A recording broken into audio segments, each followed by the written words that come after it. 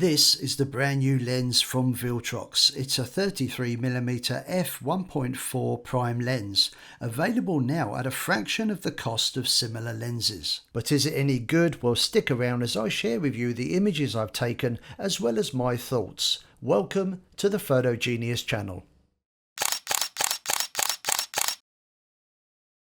Hi, Paul here from Photo Genius. Welcome to my channel where I post regular photography tutorials. I like to share tips and tricks, and occasionally I do gear reviews just like this one. If you are new to the channel, please consider subscribing.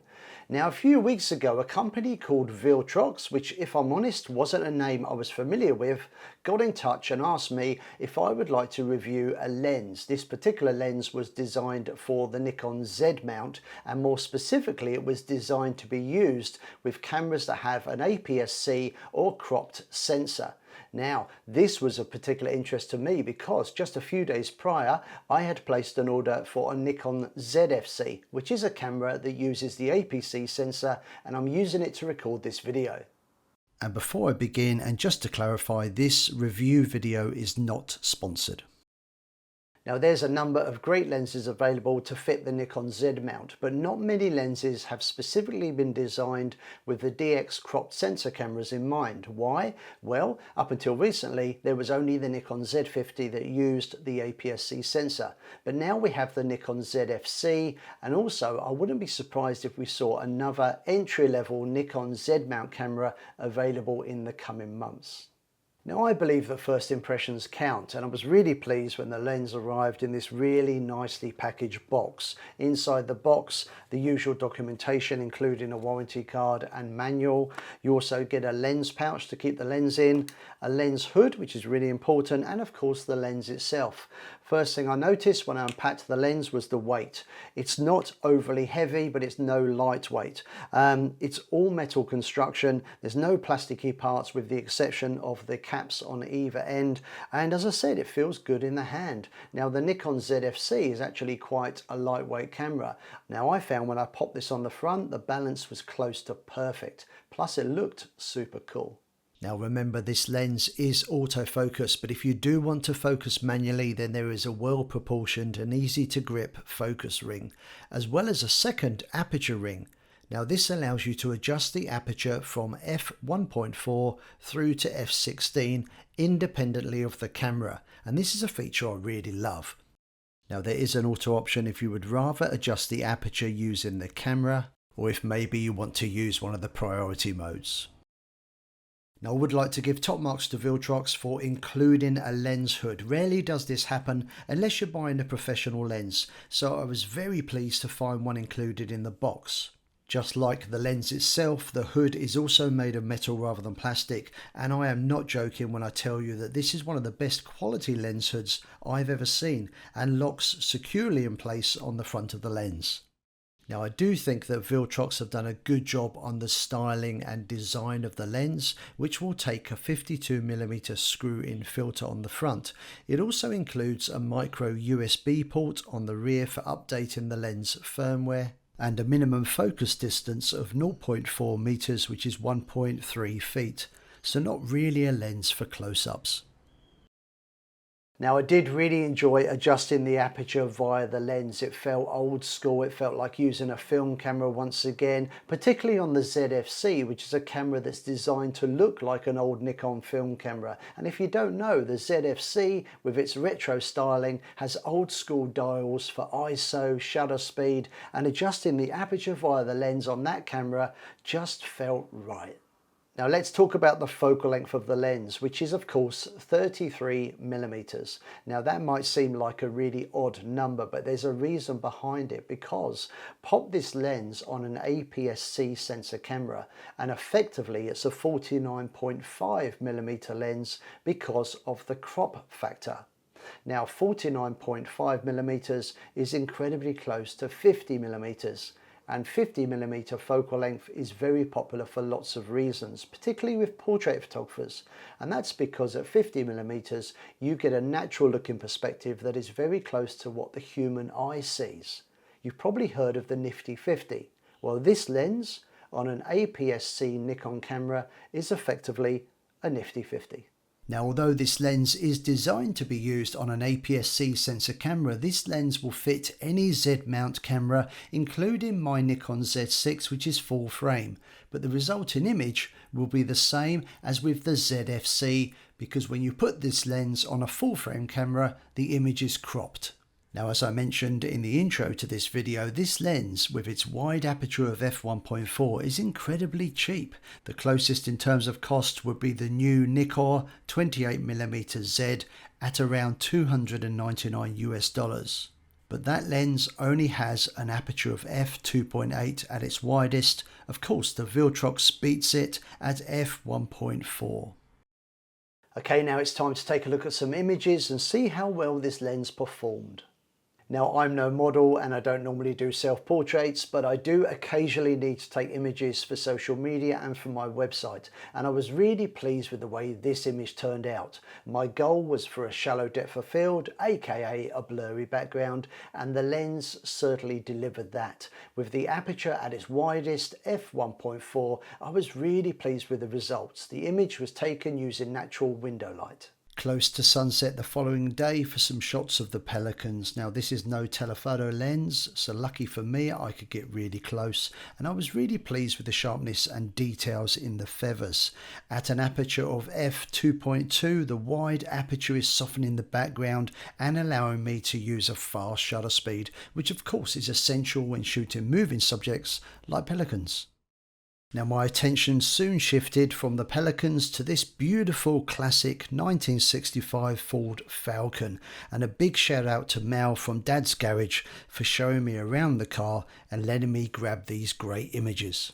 Now, this is exactly why I love taking photos during the golden hour. The bright red paintwork, the warm tones, everything just works really, really well. Now, of the three images, this was my personal fave. I think the lens did a great job here of capturing the essential details on this classic.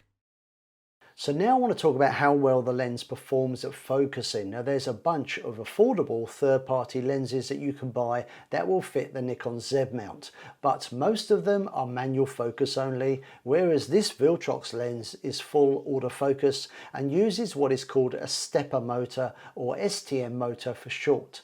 Now, this is designed to make focusing quicker, smoother and quieter. In testing, I found the autofocus to be both responsive and quick. Here I'm using the Nikon's eye tracking, and here switching focus between subjects, and you can clearly see the stepping motor in the lens doing its thing as the subject snaps into focus. Now, when testing gear, I think it's really important to mix it up and shoot at different times of the day under different lighting conditions. So now we're going to take a quick look at some images that I shot in the middle of the day, usually the worst time of day to take photos. So take a look at these, a small selection of images taken in the Brisbane CBD, the lens capturing the fine details in these shots, but also revealing some chromatic aberration as well. This is more commonly called purple or green fringing, and is most likely to be seen as an unwanted colour outline where a dark object meets a light object. These images were taken with the aperture wide open. Reducing the size of the aperture can help reduce the fringing. You can also remove colour distortion in Lightroom or Photoshop.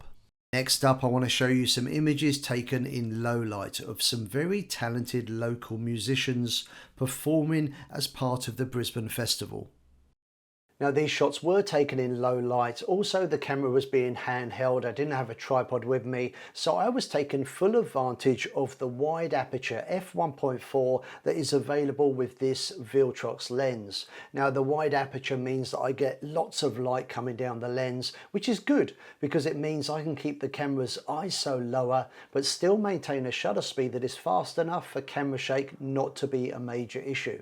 And by the way, the Nikon ZFC does not have inbuilt image stabilization, and neither does this lens. So for handheld shots taken in the evening, I was really pleased with the results. To test the lens even further, I took it along to an event called the Swells Sculpture Festival. Now, this takes place every year on the beach on the Gold Coast. It's very popular with photographers. I made it down for the final day and I got there just prior to sunset. With the light fading, I only managed to grab a few shots of the artworks, and I was particularly happy with this shot of an artwork that features over 1,000 hand-folded paper cranes. And of course, shooting wide open f1.4, I love the dreamy look that you can get with this lens. Now, my reviews are very much practical based. I'm a firm believer in testing the gear in the real world, getting out and taking photos, and not always under the best light either. I like to shoot sunrise, sunset, maybe in the middle of the day, evening, and so on, so I can give you a truthful opinion on how the gear performs. But there are some things that are best done under controlled conditions. If you're not already familiar with the term vignetting, this is a reduction in the brightness at the edges of an image compared to the image center. To illustrate the effect, I've got an image here without any vignetting, and here, using Photoshop, I've added a vignette.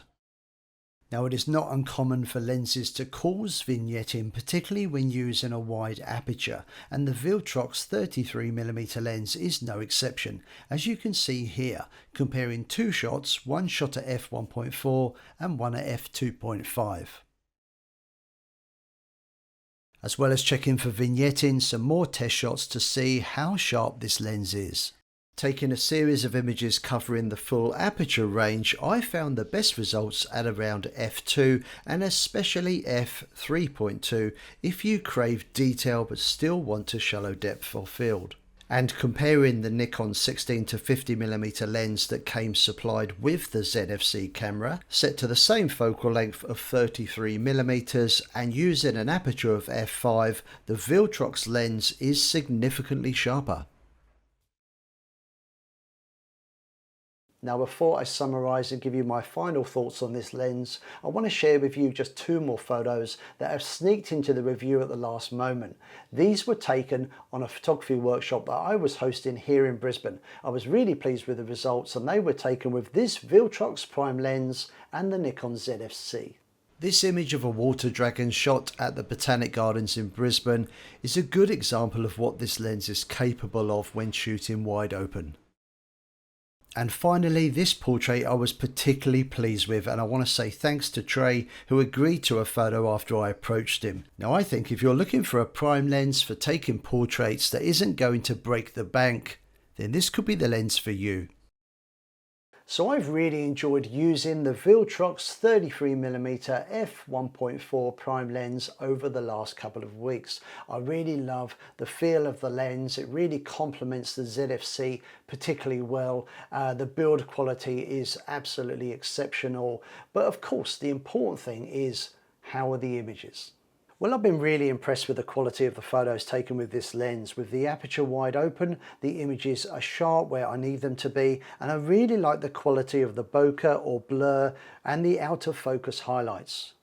The vignetting is minor and only really a problem when using the aperture wide open, and some vignetting is to be expected on a lens with an aperture that is this wide. The purple and green fringing was a bit of an issue and concern, and may mean you'll spend a bit of time fixing it in post, but it was most noticeable when shooting under really bright contrasty light. So if you're using a Nikon Z mount camera with an APS-C sensor and you're looking for an affordable prime lens to add to your kit, the Viltrox lens is definitely one to consider. So I want to say a big thank you to Viltrox for giving me the opportunity to test and review the lens. Also, a big thank you to you for watching. I hope you enjoyed it, and if you did, please give it a thumbs up because it really does help the video and the channel get noticed. Also, consider subscribing if you're not already subscribed. I do try to bring out new videos every single week. And if you would like to see what goes on behind the scenes at Photogenius, watch bonus content as well as support the Photogenius channel, check us out on Patreon. I'll put a link in the description below this video.